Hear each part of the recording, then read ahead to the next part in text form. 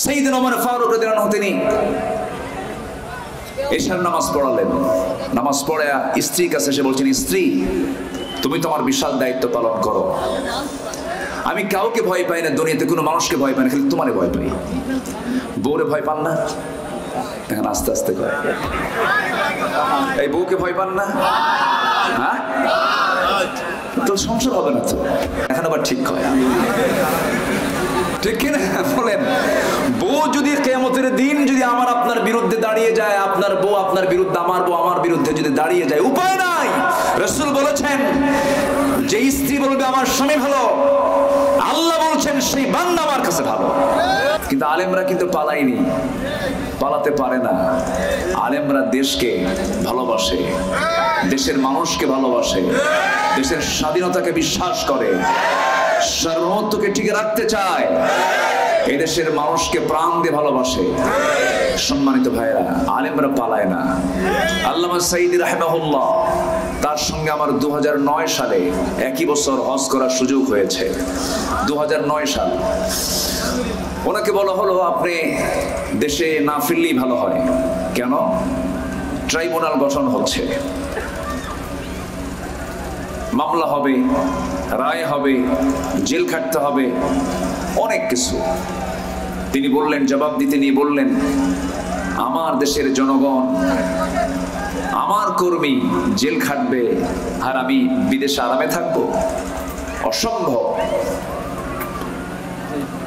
আমার দেশ ছেড়ে আমি কোথাও পালায় থাকতে পারি, এটা সাঈদীর ভূমিকা হতে পারে না। উনি দেশে বীরের বেশেই তিনি আবার প্রবেশ করেছেন। 13টি বছর মানবতার জীবন যাপন করে জেলখানার সেই প্রকোষ্ঠীর ভিতরে অমানবিক নির্যাতন চালিয়ে শেষ পর্যন্ত পরিকল্পিতভাবে তাকে হত্যা করা হয়েছে। সম্মানিত ভাইরা, আলেমরা পালায় না।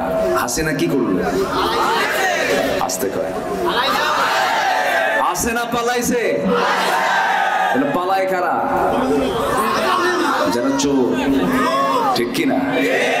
চুরি করেছে দেশে, দেশই চুরি করছে। 18 লক্ষ কোটি টাকা দেশের ঋণ এখন। তন্মধ্যে 11 লক্ষ কোটি টাকা এই দেশ থেকে পাচার করা হয়েছে। কি সংসার আমরা পাইছি! এমন সংসার যে সংসারের ঋণ হলো 18 লক্ষ কোটি টাকা, আর তার থেকে তারাই চুরি করে দেশ থেকে পাচার করেছে 11 লক্ষ কোটি টাকা। এটাই হচ্ছে দেশের ভালোবাসা। এই থাকুক নাই, ধমক টমক দিয়েন না, যে যেখানে আছে সেখানে থাকুক, কাউকে কোনো বাধা দিয়েন না, যে যেখানে আছে থাক, সমস্যা নেই, থাকুক। একটু সমস্যা হচ্ছে, কি করবেন এখন? একটু শৃঙ্খলা রক্ষার দায়িত্ব তো কি একার না সবার? একজন কি সবাই কি পারবে? সবাই সবার জায়গা থেকে স্বেচ্ছাসেবক। আমরা কেউ কারো কষ্ট হোক চুল পরিমাণ আমরা এটা মাথায় আনবো না। জি, জোরে বলি ইনশাআল্লাহ। সম্মানিত ভাইয়েরা, তাহলে এটা প্রমাণ হয়েছে যে আলেম ওলামা, কোরআন প্রেমিক, এরাই প্রকৃত দেশপ্রেমিক, এরা দেশ থেকে পালায় না। বলি আলহামদুলিল্লাহ। কথা বহু আছে, আস্তে আস্তে করে বলবো। পালানোর জন্য মুখের দাড়িটা পর্যন্ত কাটে, ঠিক কিনা?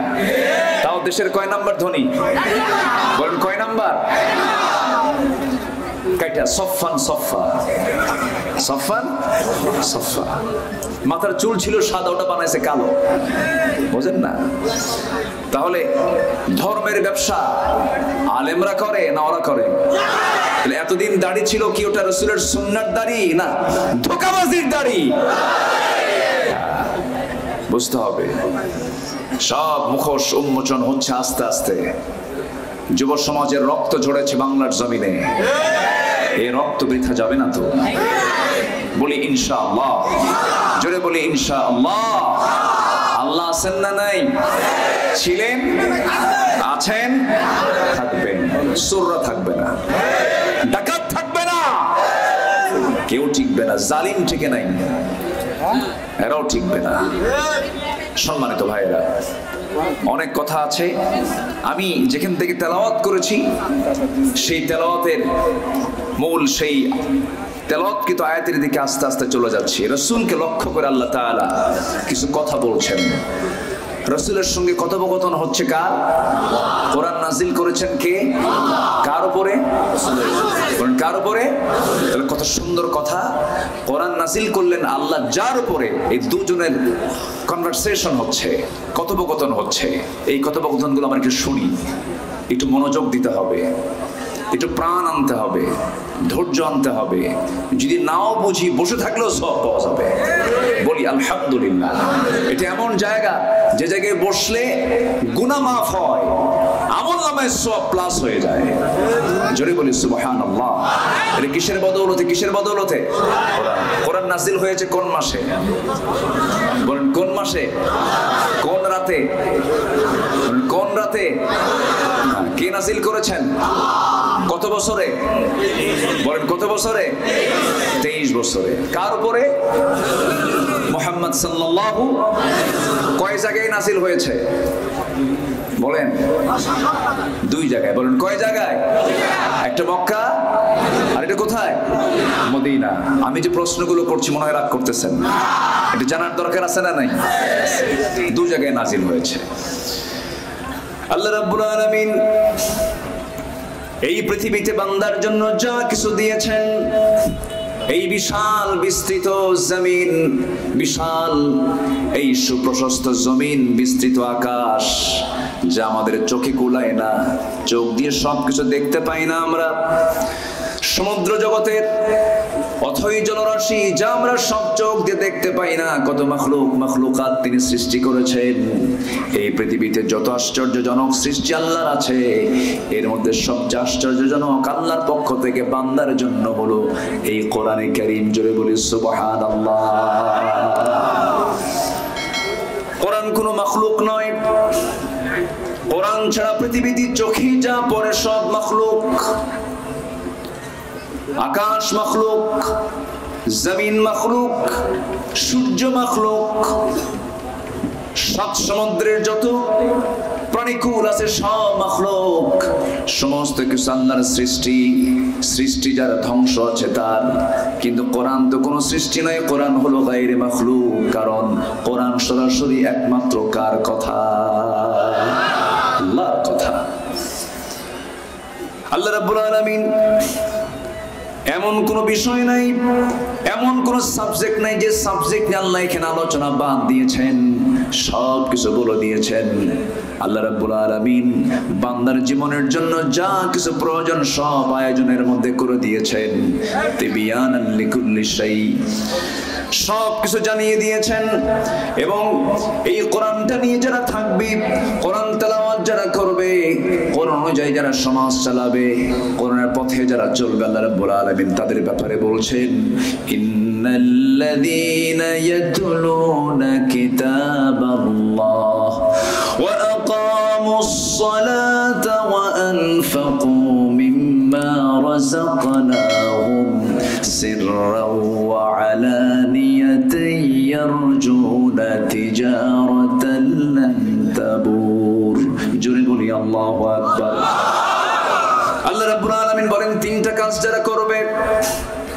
নাম্বার 1, আল্লাহর কালামকে যারা সুন্দর করে তেলাওয়াত করবে, সুন্দর করে যারা এটাকে বুঝে বুঝে যারা সুন্দর করে পড়বে। আমার বন্ধুগণ, দেশের যে শিক্ষা ব্যবস্থায় কোরআন বোঝার কোনো কায়দা আছে নাকি? আসতে বলবেন না, আছে নাকি? নাই। তার বড় প্রমাণ হলো সচিবালয় যারা চালান, এসপি অফিস যারা চালান, ডিসি অফিস যারা চালান, এই প্রশাসনের যারা কর্মকর্তা ম্যাক্সিমাম এখন পর্যন্ত যারা আছেন, তাদেরকে যদি একটু ইন্টারভিউ নিয়ে যদি প্রশ্ন করা হয়, তাদেরকে যদি বলা হয় বলো সূরা আহজাবের কোন আয়াতে এই বিষয়ে কথা বলা আছে, সূরা শূরার প্রেক্ষাপট কি, সূরা হুজরাতের প্রেক্ষাপট কি, সূরা নাবা নিয়ে তুমি একটু আলোচনা করো। এই যে বড় বড় প্রশাসনিক কর্মকর্তাগুলো, তারা কেউ জবাব দিতে পারবে না। অথচ আল্লাহ রাব্বুল আলামিন প্রশাসন চালানোর জন্য যে সিস্টেম পদ্ধতি তিনি তার কালামে দিয়েছেন কি দেন নাই? আসতে বলেন, দিয়েছেন কি দেন নাই? দিয়েছেন। আমার বন্ধুগণ, আজকে যদি এই কোরআনটাকে যদি সকল শিক্ষা প্রতিষ্ঠানের যত সিলেবাস আছে, যত সাবজেক্ট আছে, সব সাবজেক্টের সাথে যদি বাধ্যতামূলক যদি কোরআন নামক এই কিতাবটা যদি সিলেকশন দেওয়া হতো, এটাকে যদি অন্তর্ভুক্ত করা হতো, আল্লাহর নামের কসম করে বলতে পারি মানিকের মতো একজন সেঞ্চুরিয়ান ধর্ষক বাংলার জমিনে ইতিহাস তৈরি হতো না। ঠিক কিনা? এমন ইতিহাস আছে না নাই? খুনি পয়দা হতো না, লাশ কেটে 49 টুকরার ইতিহাস তৈরি হতো না, 3 বছরের শিশু ধর্ষিত হতো না, কবর থেকে মরা লাশ তুলে ধর্ষণ করার ইতিহাস রচনা হতো না। এমন রচনা ইতিহাস হওয়ার পিছনে মূল কারণ হলো জাতি শিক্ষা পাচ্ছে কিন্তু ওহির শিক্ষা পাচ্ছে না। ঠিক কিনা? ওহির শিক্ষা পাচ্ছে না। আমরা এই বিষয়টা অত্যন্ত যত্নের সাথে খেয়াল করব, আমার সন্তান কোরআন থেকে বঞ্চিত হচ্ছে কিনা, কোরআনের এলেম থেকে আমার সন্তান ছিটকে পড়ছে কিনা। আপনার ছেলে জজ, ব্যারিস্টার, এসপি, এমপি, ডিসি, সচিব, অনেক বড় বড় মেজর, অনেক কিছু হলো, কিন্তু কোরআন জানলো না। আপনার চুল পরিমাণ কোন উপকার আপনার জীবনে আসবে না। ওই সন্তান উপকার আসবে কোন সন্তান দিয়ে? যে সন্তানকে আজকে মাথায় দাস্তারবন্দি দিয়ে মাথায় পাগড়ি পরানো হলো, 30 পারা কোরআন তার সিনার মধ্যে আল্লাহ তাআলা তুলে দিয়েছেন। জেনে বলি সুবহানাল্লাহ।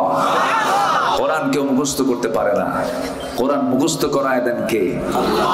ইন্না লা তুহাররিক বিহি লিসানাকা লিতা'জালা বিহি ইন্না আলাইনা জামাআহু ওয়া কুরআনাহু। হে রাসূল, আপনার মুখস্থ করার জন্য এত অস্থির হওয়ার দরকার নাই, আমি আল্লাহ নিজে আপনার সিনার মধ্যে কোরআনটাকে জমা করে দেব। তাহলে হাফেজরা হাফেজ হয় না, আল্লাহ জমা করে দেয়। জমা করে দেন কে? এই হাফেজদের প্রতি জুলুম করা হয়েছে। শাপলা চত্বরে হাফেজদেরকে গুলি করে হত্যা করা হয়েছে। আমরা ইতিহাস বলিনি। ইতিহাসগুলো যদি টেনে উঠানো যায় এখানে ঘন্টার পর ঘন্টা বলে শেষ করা যাবে না ওদের অপকর্মগুলো, একটা দুইটা নয়। আচ্ছা, আপনার বলেন তো, আপনার কি মনে হয় আমার জন্ম 71 সালের আগে? মনে হয় আপনাদের? 2013 সালে বাগমারা মাহফিল, আমার রাজশাহীর বাগমারাতে 2013 সাল। আমি মাহফিলের কাছাকাছি গেলাম, সেখানকার স্থানীয় ভারপ্রাপ্ত ওসি আমাকে ফোন দিয়ে বলছেন, হুজুর আপনার এই মাহফিল আজকে আসা যাবে না। কেন? আপনি রাজাকার। আমি কি? আচ্ছা, রাজাকার হতে হলে 71-এর পরের লোক হতে হবে না আগের লোক হতে হবে? তাও হতে হবে 15 বছরের নিচে না উপরে। ঠিক আছে না? তাই বললাম, ভাইজান আপনি যে আমাকে রাজাকার বললেন, আপনি কি আমাকে দেখেছেন? না দেখি নাই, শুনছি। এদের সাক্ষী তো দেখে না, এদের সাক্ষী কি করে? শোনে। সাক্ষীর জন্য কি শোনা দরকার না দেখা দরকার? দেখা দরকার। তো বললাম যে আপনি যে আমাকে যেই তোকমাটা লাগানোর চেষ্টা করছেন, যে অভিযোগ দেওয়ার অপচেষ্টা করছেন, আপনি কি জানেন 1971 সালে আমার মারই বিয়ে হয় নাই। আমার মারই বিয়ে হয়নি। তাহলে এই যে মানে নির্জলা মিথ্যা কথা, মিথ্যা প্রচারণা, মিথ্যা বাবাদ চাপিয়ে দিয়ে নিরীহ মানুষগুলোকে 16টি বছর মামলা দিয়ে এই জেল খাটানো হলো, অবশ্যই শুধু কি জুলুম না বড় জুলুম? শুধু জুলুম না বড় জুলুম? 2018 সাল হঠাৎ করে আমাকে গ্রেফতার করা হলো। আমি জেলখানায় ঢুকলাম, যে দেখি 86 বছরের এক বুড়া চাচা। বললাম, চাচা আপনি? খুব হাসি খুশি, কে বাবা জেলখানা দেখি নাই কোনোদিন, এই চান্সে দেখতে আসছে। খুব খুশি, কারণ সে তো চুরি করে নাই, সে তো ডাকাতিও করে নাই, তারা দিছে হলো বিস্ফোরক মামলা। তো বললাম, চাচা আপনি কি জানেন আপনার মামলাটা কি? বিস্ফোরক। বাবা এটা কি খায় না কি করে? তাহলে বিস্ফোরক এটা কি? সে বুড়ো চাচা জানেও না সেটা, অথচ উনি হলেন সেই মামলার আসামি। সম্মানিত ভাইয়েরা, এই নাটকগুলো আমরা দেখেছি 16 বছর, কিন্তু এই দেশের যুবকরা একটা বিস্ফোরণ ঘটিয়ে তার মোকাবেলা করেছে। বলি আল্লাহু আকবার। এই বিজয় আল্লাহ দিয়েছেন। 5 আগস্ট আমি নিজে, আমার চোখ সাক্ষী, আমি নিজে দেখেছি যুবকরা পিছপা হয়নি। কারণ যুবকরা ভেবেছিল পিছপা হলে আমরা আর টিকতে পারবো না। এই সাহস কে দিয়েছিলেন? কে দিয়েছিলেন? স্বরাষ্ট্রমন্ত্রীর সামনে এক পুলিশ কয়, স্যার গুলি করি একটা, খালি একটাই পড়ে, আর কেউ নড়ে না, সব সামনের দিকে এগিয়ে আসে। আল্লাহু আকবার বলেন। আল্লাহ রাব্বুল আলামিন নিজেই বলেছেন, ইল্লা তানফিরু ইউআযিবকুম আযাবান আলীমান ওয়া ইস্তাবদিল কওমান গায়রাকুম ওয়া লা তাদুররুহু শাইআ। যদি পালাও তোমাদের উপর এমন একটা জালিম শক্তি চাপিয়ে দেব, তোমরা তার কিছুই করতে পারবে না। যুবকরা পালায় নাই, যুবকরা পিছপা হয় নাই। মুগ্ধ বলেছে পানি লাগবে নাকি পানি, সাইদ বলেছে কয়টা গুলি করবি চালা, তবু আমরা জালিম মুক্ত দেশ গড়তে চাই। আমার বন্ধুগণ, এটাই তো ইসলামের চেতনা, এটাই তো তাওহীদবাদীদের চেতনা। কোন বাম রাম এমন চেতনা আনতে পারে না। ওই বান্দার মধ্যে যতক্ষণ ইমানি চেতনা লালন না হবে, ততক্ষণ পর্যন্ত এমন জাতীয় কথা তার মুখ থেকে বের হতে পারে না। আমার ভাইরা, এটাকে টিকে রাখার জন্য একটা আদর্শিক সংগ্রামের দিকে এগিয়ে যেতে হবে। সেটা হলো নবীজির আদর্শটাকে সমাজে বাস্তবায়ন করতে হবে, নবীজির আদর্শকে লালন করতে হবে। নবীজির জন্মের মাস, নবীজির মৃত্যুবরণ বরণের মাস, রাসূলের সিরাতকে নিয়ে আমরা চর্চা করব, জানবো। শুধু জানলেই হবে না, সিরাতটাকে নিজের জীবনে বাস্তবায়ন করব। আল্লাহ রাব্বুল আলামিন তার রাসূলকে লক্ষ্য করে সরাসরি কথা বলছেন, কথোপকথন হচ্ছে। আল্লাহ তাআলা বলছেন কি, সূরাতুল আহজাব, সূরাতুল আহজাব। আহজাব মানে হলো দল সমূহ, পার্টিজ, দল সমূহ, দল সমূহ, একটা না, অনেক দল। খন্দকের যুদ্ধকে আহজাবের যুদ্ধ বলা হয়। অনেক লম্বা প্রেক্ষাপট, মাহফিল 4-5 দিন নিয়ত করতেছি, রবিউল সাজাবো ইনশাআল্লাহ। মাহফিল এক জায়গায় 5 দিন করে হবে একটা জেলায়, কেমন হয়? ভালো হয় না? তাহলে তাফসীরের হকটা আদায় হয়, একটা আয়াতের হক আদায় হয়, সময় নিয়ে কথা বলা যায়। এই জন্য আল্লামা সাঈদী তো আল্লামা সাঈদী, তিনি সকল কিছুরই তিনি একজন মডেল। বলি আলহামদুলিল্লাহ। তিনি মাহফিলে উঠতেন 10টায় না 7টায়? বলেন 7টায়। তিনি শেষ করতেন 9টায়। নামাজও হতো, ওয়াজও হতো। আর এখন আমি উঠছি 11টায়। ফজর নামাজটা হলো ঝুঁকিপূর্ণ, ডেঞ্জারাস টাইম। এত লং টাইমে ওয়াজ শেষে আপনি কেন, আমিও যদি বাড়িতে ফিরতে নেই, মানুষের তো ঘুমের একটা ডিমান্ড, তার দৈহিক চাহিদা আছে না নাই বলেন তো? আচ্ছা, হুঁশ থাকে না। ঘুম আসলে কি হুঁশ থাকে নাকি? ঘুম আসলে হুঁশ থাকে? হুঁশ থাকে না। তো এই জন্য সবকিছু কি সময় টাইম সিলেকশনের মধ্য দিয়ে করা উচিত।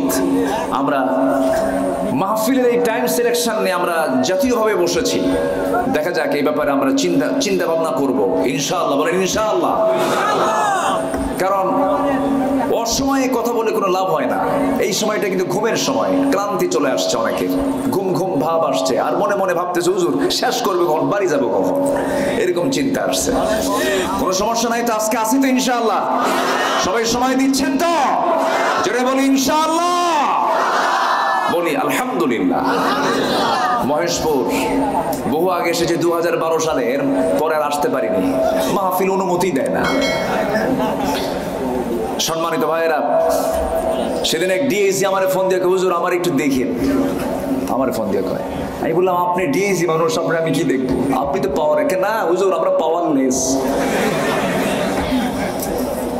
সম্মানিত ভাইয়েরা, আমরা ক্ষমতার দম্ভ দেখাই না।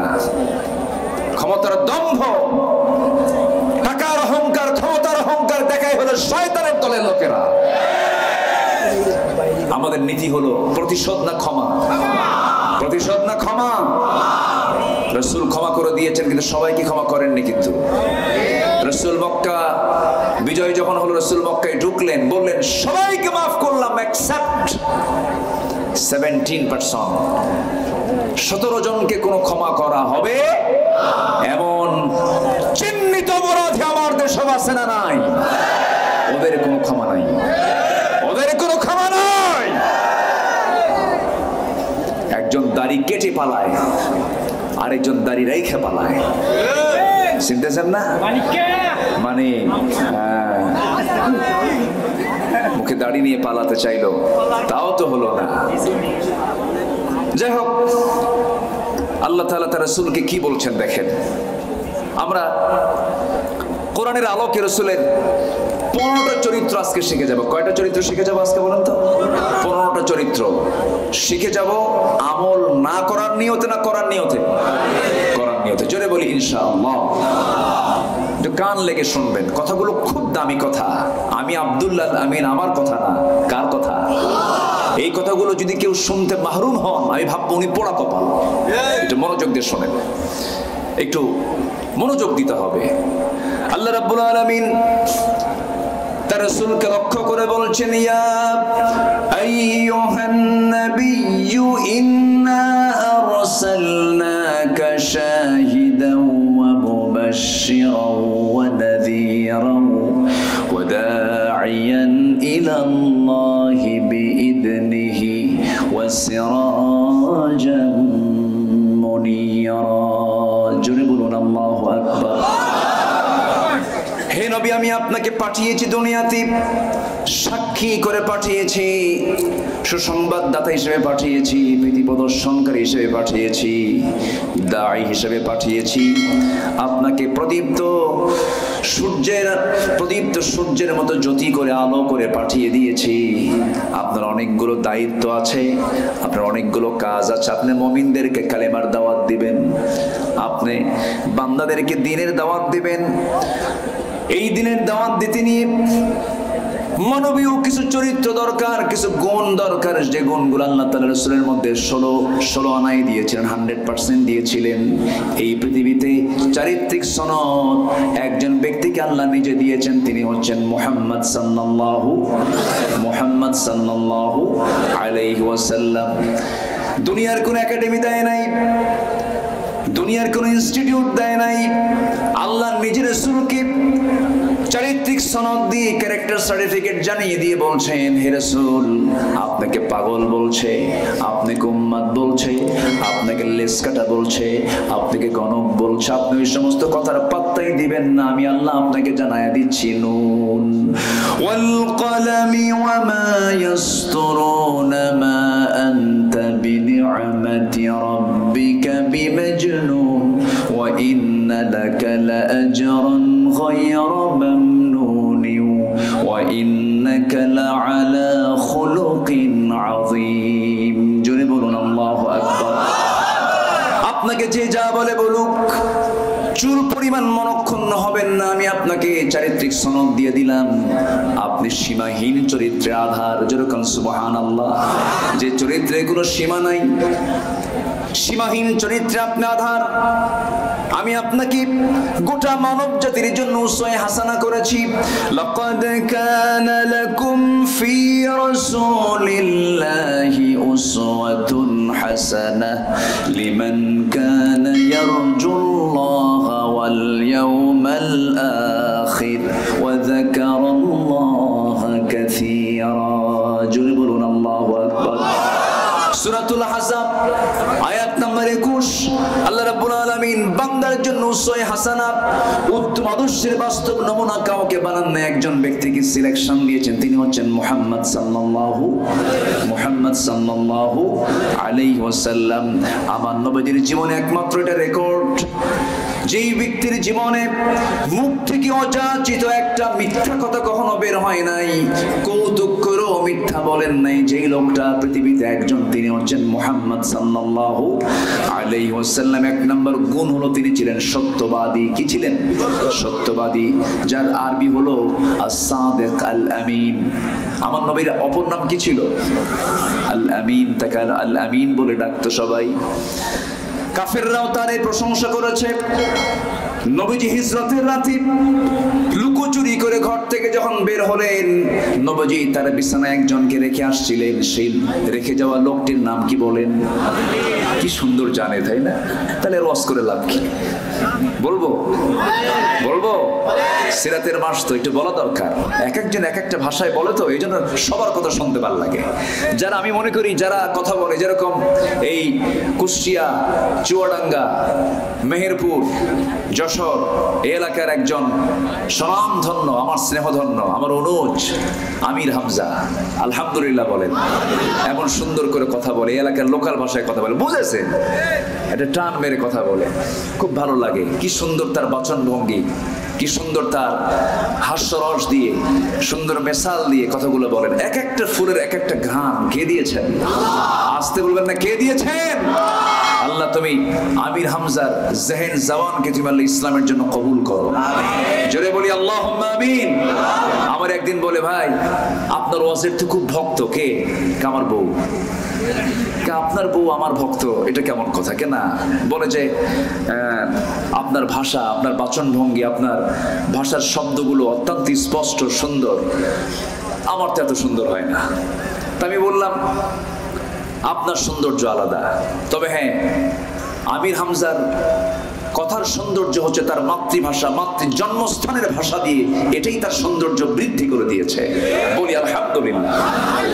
এক একটা ফুলের এক একটা ঘ্রাণ। আমার নবীজি হিজরতের রাতে লুকোচুরি করে বের হচ্ছেন। একজন বিশ্বনবী আড়াল হয়ে বের হচ্ছেন। কেন? তিনি কি চুরি করছিলেন? ডাকাতি করছিলেন? কারো ঘরে আগুন লাগাইছিলেন? বের হলেন একাকী, তাও লুকোচুরি করে। সামনে অস্ত্রে শস্ত্রে সজ্জিত আবু জেহেলের সন্ত্রাসী বাহিনী সামনে দাঁড়ানো। আমার নবীজি বের হচ্ছেন, আলীকে ডাক দিয়ে বলছেন, আলী তুমি আমার বিছানায় থাকবা। কেন? এটার কারণ কিন্তু অনেকের কাছে স্পষ্ট নয়।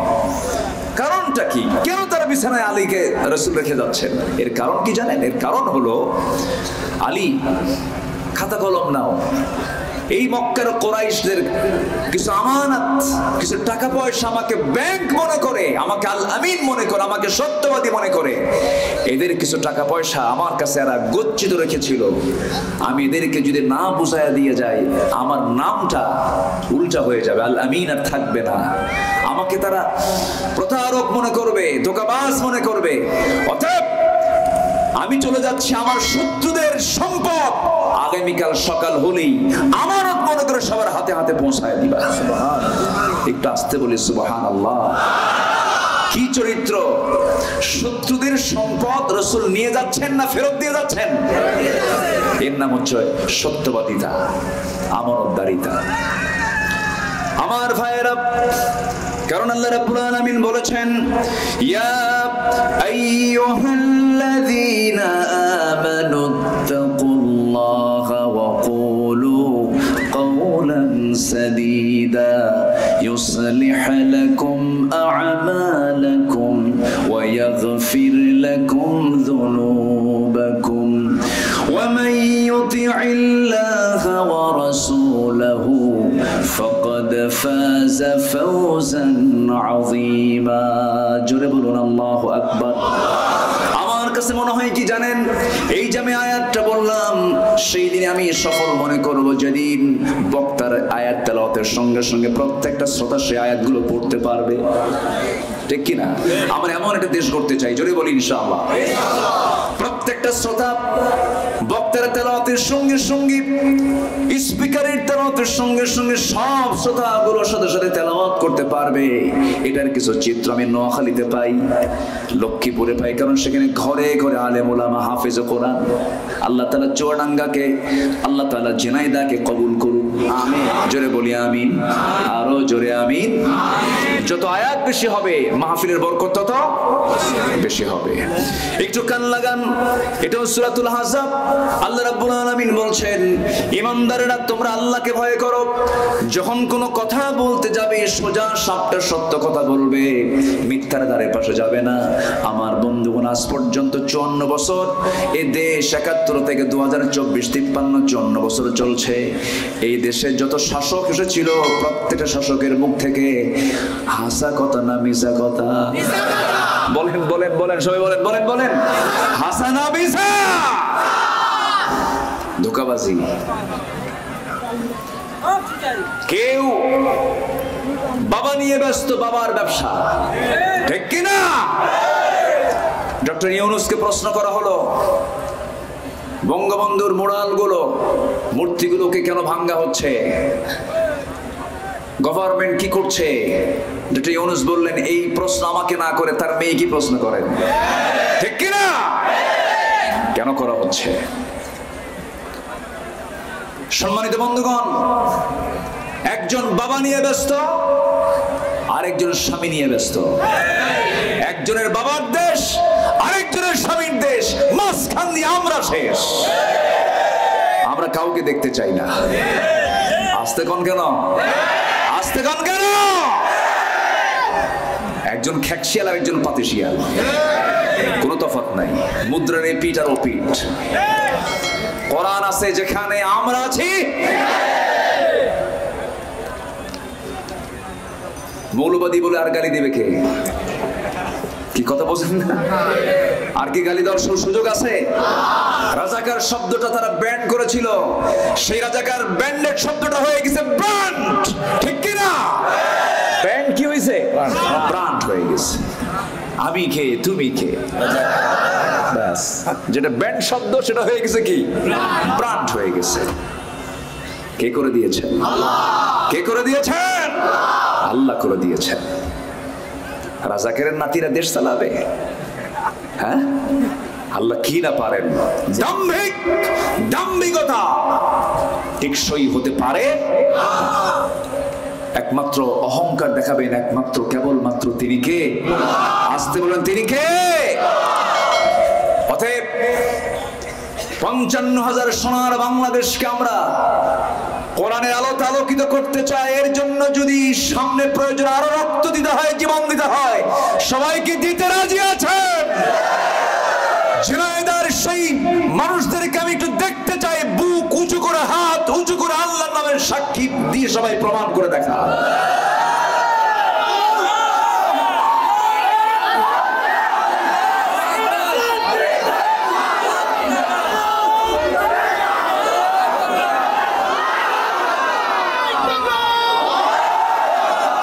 আল্লাহ তুমি সবাইকে কবুল করো, জোরে বলি আমিন, আরো জোরে আমিন।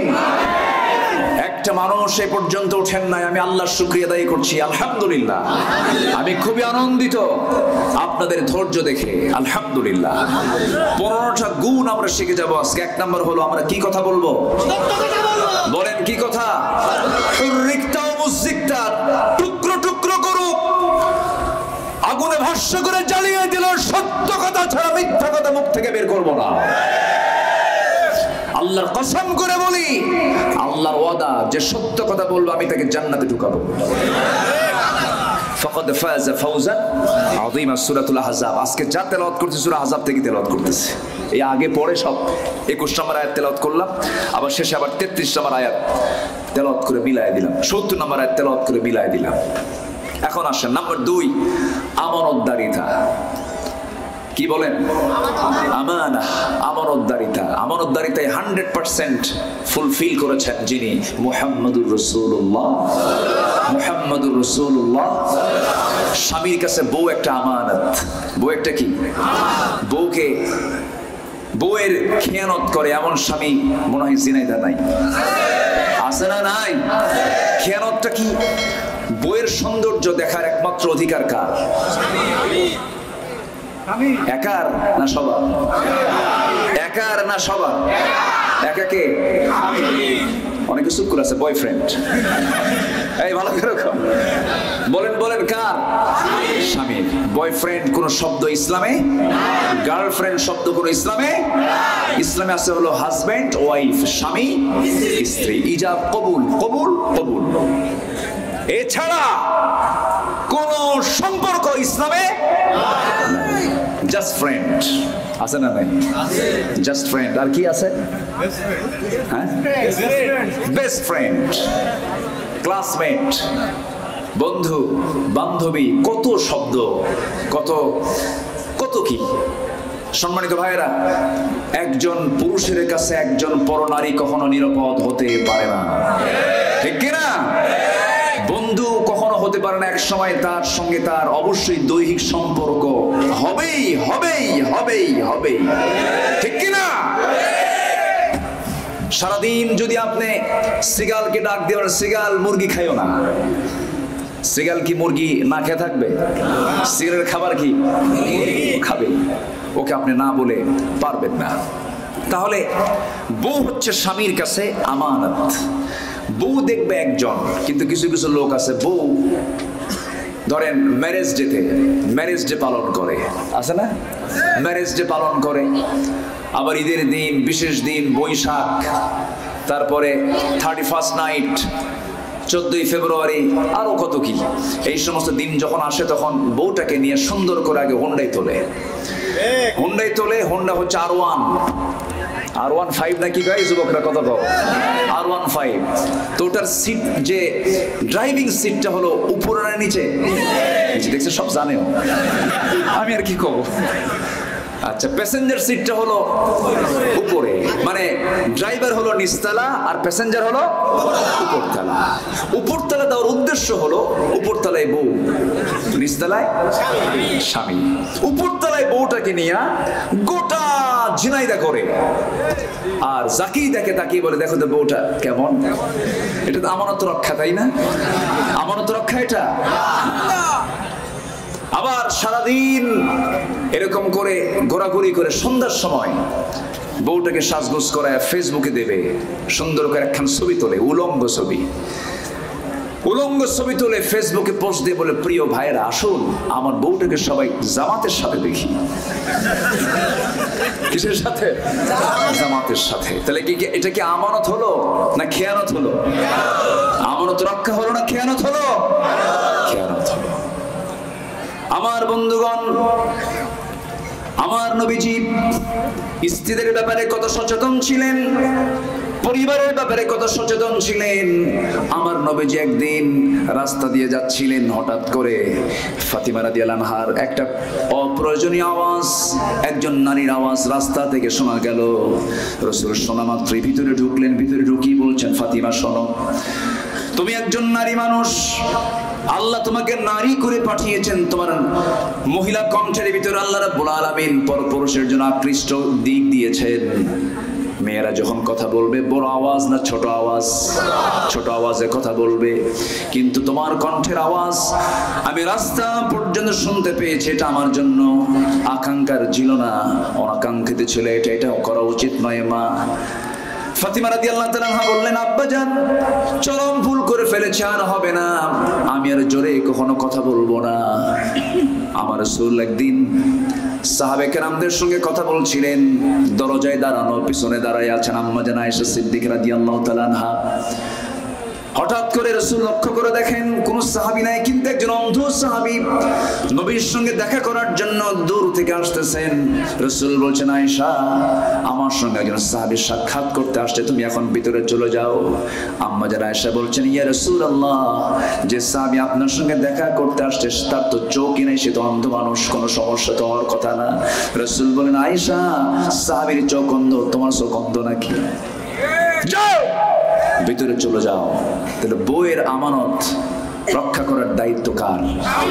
আসতে বলবে না কার? তাহলে এই যে মার্কেটে ঘুরে বেড়ায় মহিলাগুলো, কাদের বউ? সব চুপ করে আছে। বলো কিরকম? ধরে ফেলছি তো, ধরে ফেলছি আমি। রাগ করতেছেন নাকি আপনারা? তাহলে মার্কেটে যে ঘুরে বেড়ায় লাল লিপস্টিক লাগায়া, এই বউগুলো কাদের? এই মেয়েগুলো কাদের? হিসাব করতে হবে, আমানত নষ্ট করা যাবে না। প্রত্যেকের দায়িত্ব সম্পর্কে একদিন প্রশ্ন করবেন কে? আল্লাহ। আমানত। আমার বন্ধুগণ, একজন শাসক হবেন, জনগণ তার জন্য আমানত। স্বামী হবেন, বউ তার জন্য আমানত। পিতা হবেন, সন্তান তার জন্য আমানত। ওমর রাদিয়াল্লাহু তাআলা আনহু খলিফাতুল মুসলিমিন ছিলেন, শাসক ছিলেন। গোটা রাত মানুষ ঘুমায়, আর ওমর ফারুক গোটা রাত কি করেন? জেগে থাকেন। কষ্ট তারই বেশি, কারণ দায়িত্ব যত বড়, প্রশ্ন তত বড়। গোটা রাত চলে যেত। ওমর রাদিয়াল্লাহু আনহু তার শাসনামলে যে কত বছর, যে কয় বছর তিনি শাসন করেছেন, একটা রাত তিনি কখনো আরামে বিছানায় তিনি পিঠ লাগাতে পারেন নাই। ক্ষমতা যখন পেয়েছেন আমানত মনে করেছেন, ক্ষমতা যখন পেয়েছেন সেই দিন থেকে শুরু করে নিয়ে মৃত্যুর দিন পর্যন্ত চুল পরিমাণ আরাম তিনি ভোগ করতে পারেন নাই। শুকায় শুকায় যাচ্ছিলেন। প্রশ্ন করা হলো, ওমর আপনি শুকায় যাচ্ছেন, আপনি একটু স্বাস্থ্যের দিকে সচেতন হওয়া দরকার। ওমরে ফারুক কেঁদে কেঁদে বলছেন, তোমরা আমাকে এমন দায়িত্ব দিয়েছো, এই দায়িত্ব আমাকে ঘুমটাকে হারাম করে দিয়েছে। আমি রাতে ঘুমাতে পারি না। জনগণকে না দেখলে, জনগণের দুঃখ দুর্দশা নিজের চোখে না অবলোকন করলে বুঝতে পারি না। ছোট্ট একটা কথা মনে পড়লো, একটা ছোট্ট রাতের কথা, এক রাতের কথা একটু বলি বলি বলি। ছোট্ট একটা রাতে এশার নামাজ হয়ে গেল। বউকে ডাক দিয়ে বলছেন, বউ আমার এশার নামাজ জামাত আদায় করলাম, নামাজ পড়ে আসলাম। শাসকের নামাজ পড়াবে না পড়বে? বলেন, শাসকের নামাজ পড়বে না পড়াবে? আর আমার দেশে কি করে? পড়ে। পড়েও না, এই তো লাইনে আসছেন। পড়ানো তো দূরের কথা, পড়েও খালি বিড়ি খায়। কি খায়? বিড়ি খায়। বিড়ি টানে। বিড়ি টানার ছবি আছে না নাই? আজকে আছে না নাই? হুক্কা টানার ছবি আছে, হুক্কা। মোষ হয়া মোষ দিয়ে নেতা হওয়া যায় না। কি মোষের মোষ রে বাবা, 2.5 ইঞ্চি মোটা হাইব্রিড জাতের মোষ। এমন নেতৃত্ব আমরা মানতে চাই না। আমরা নেতৃত্ব মানতে চাই মোষওয়ালা না দাড়িওয়ালা। দাড়িওয়ালা। দাড়িওয়ালা নেতৃত্ব দিয়েছেন মুহাম্মদ সাল্লাল্লাহু আলাইহি ওয়াসাল্লাম। সূরাতও থাকতে হবে, সিরাতও থাকতে হবে। সূরাতও থাকতে হবে, সিরাত, দর্শনও থাকতে হবে, গুণও থাকতে হবে। আল্লাহু আকবার বলেন। সাইয়েদনা ওমর ফারুক রাদিয়াল্লাহু আনহু তিনি এশার নামাজ পড়ালেন। নামাজ পড়ে স্ত্রীর কাছে এসে বলছেন, স্ত্রী তুমি তোমার বিশাল দায়িত্ব পালন করো। আমি কাউকে ভয় পাই না, দুনিয়াতে কোনো মানুষকে ভয় পাই না, খালি তোমারে ভয় পাই। বউরে ভয় পান না? এখন আস্তে আস্তে করে, এই বউকে ভয় পান না? হ্যাঁ, তো সংসার হবে না তো। এখন আবার ঠিক হয়, ঠিক কিনা বলেন? বউ যদি কিয়ামতের দিন যদি আমার আপনার বিরুদ্ধে দাঁড়িয়ে যায়, আপনার বউ আপনার বিরুদ্ধে, আমার বউ আমার বিরুদ্ধে যদি দাঁড়িয়ে যায়, উপায় নাই। রাসূল বলেছেন, যে স্ত্রী বলবে আমার স্বামী ভালো, আল্লাহ বলছেন সেই বান্দা আমার কাছে ভালো। আল্লাহু আকবার বলেন। তাহলে বলেন, বউয়ের যত্ন নেওয়ার দরকার আগে না পরে? আস্তে আগে না পরে? পিছন দিয়া? পিছন দিয়া না মহব্বত কইরা? অন্যের বউ না নিজের বউ?